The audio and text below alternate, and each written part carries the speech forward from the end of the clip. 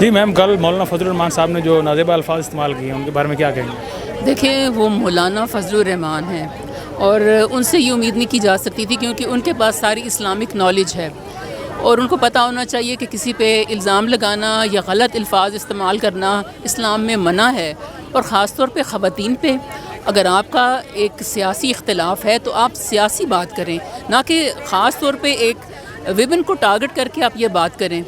یہ تو قابل معافی اور قابل مذمت چیز ہے، انہیں اس پہ خواتین سے معافی مانگنی چاہیے، جبکہ وہ خود اس بات کو جانتے ہیں، ساری نالج ہے کہ تہمت لگانا کسی پہ، کسی کے بارے میں نامناسب الفاظ استعمال کرنا یہ اسلام میں منع ہے۔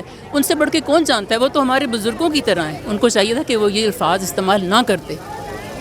اور اگر کوئی سیاسی اختلاف ہے تو آپ سیاسی بات کریں، آپ ایسے الفاظ کیوں استعمال کر رہے ہیں جو کہ کسی کا دل دکھاتے ہیں، کسی کو تکلیف پہنچاتے ہیں، خاص طور پہ خواتین کے لیے جس کے اتنا احترام رسول پاک بھی کیا کرتے تھے، اپنی بیٹی کے لیے کھڑے ہو جایا کرتے تھے۔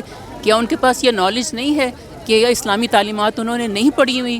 کم از کم ان سے ہمیں یہ امید نہیں تھی کہ وہ اس قسم کا اپنا جو ایک فرسٹریشن ہے، آئی وڈ سے فرسٹریشن جو انہوں نے نکالی ہے، وہ اس طرح ان کو نہیں نکالنی چاہیے تھی، اور ہم تمام خواتین اس پہ پرزور مذمت کرتی ہیں۔ ان کو چاہیے کہ وہ اپنے الفاظ واپس لیں۔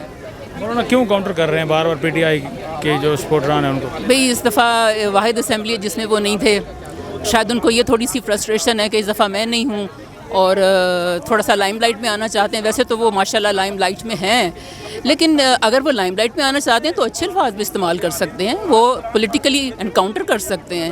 ضروری نہیں کہ وہ غلط الفاظ استعمال کر کے، بلکہ یہ تو اور ان کے خلاف چیز ان کی طرف چلے گی نا، ان کے خلاف یہ چیز چلی گئی، تو ان کو یہ الفاظ استعمال نہیں کرنے چاہیے تھے۔ میں تو الفاظ دہرا بھی نہیں سکتی جو انہوں نے الفاظ استعمال کیے ہیں۔ اب عمران خان اور نواز اگر زرداری میں ہم لوگ فرق کریں تو کیا فرق کریں گے؟